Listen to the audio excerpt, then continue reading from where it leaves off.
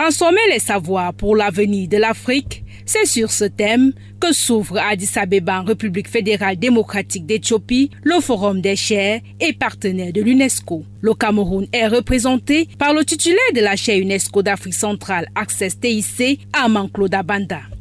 Organisée conjointement par la Commission de l'Union africaine et l'UNESCO, la rencontre vise à renforcer la capacité de recherche interdisciplinaire et collaborative en Afrique, notamment au moyen du partenariat de recherche Sud-Sud et Sud-Sud-Nord, plus inclusif et plus efficace. Ces assises-là vont avoir un réel impact sur les avantages que nous pourrons tirer de notre manière d'éduquer nos jeunes et notre façon d'asseoir l'autonomisation de nos femmes par les pays.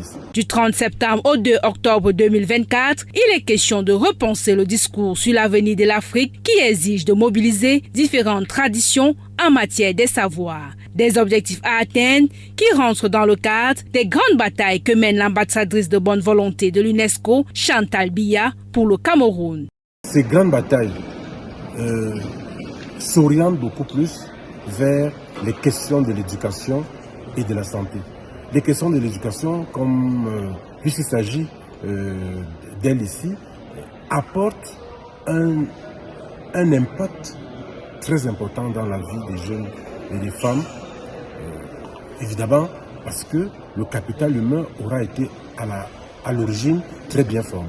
Armand Claude Abanda et son équipe sont accompagnés à ce forum par la Commission nationale pour l'UNESCO du Cameroun à travers son chef section éducation et formation, Marie-Cécile Edouard, point focal chaire UNESCO et point réseau Unite Wing, et de la délégation permanente pour l'UNESCO conduite par Vinceline Avoma-Komandjam, conseillère culturelle à l'ambassade du Cameroun à Paris, ainsi que d'anciens élèves de l'IAE Cameroun venus soutenir le projet de développement du continent par les TIC. La priorité, c'est l'éducation, tout passe par l'éducation.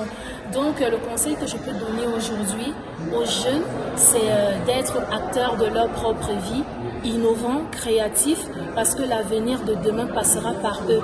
Et pour préparer cet avenir, il faut le commencer dès maintenant. Au cours des travaux qui visent également à renforcer les partenariats entre les réseaux existants des chaires UNESCO, le titulaire de la chaire UNESCO d'Afrique centrale Access TIC profite de la circonstance pour offrir des exemplaires dédicacés de son nouvel ouvrage Clic présidentiel et Access TIC aux participants.